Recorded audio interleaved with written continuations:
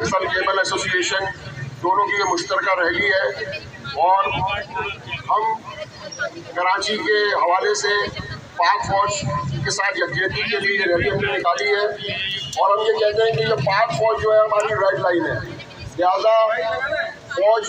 के मुताबिक या फौज के अमलाक पर जो ये सानिया 9 मई पेश आया है इसकी भरपूर मजम्मत करते हैं और कराची की आवाम पाक फौज के साथ है कि ऐसा अमल दोबारा नहीं होना चाहिए। और हम अदलिया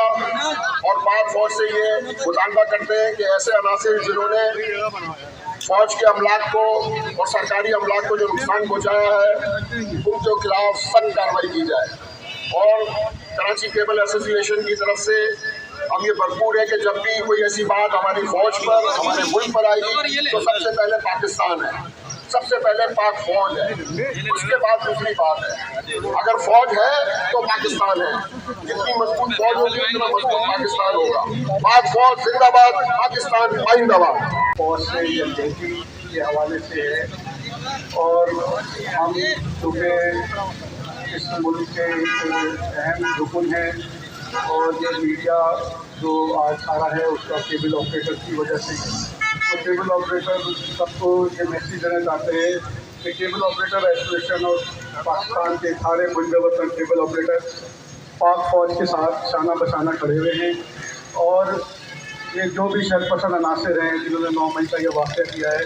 उसकी पुरजोर मजम्मत करती है। तो मेरी अदलिया से भी और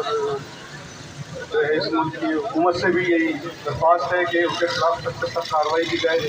और केबल ऑपरेटर हर वक्त जो है मुल्क के साथ खड़े हुए हैं और जहाँ भी मुल्क को ज़रूरत होगी केबल मीडिया बिल्कुल इस मुल्क में जो भी चीज़ है उसमें फ़ौज के साथ भी है और पाकिस्तान के साथ भी। जो पाकिस्तान से मुखलिफ है वो हमारा दोस्त है, चाहे वो कोई भी हो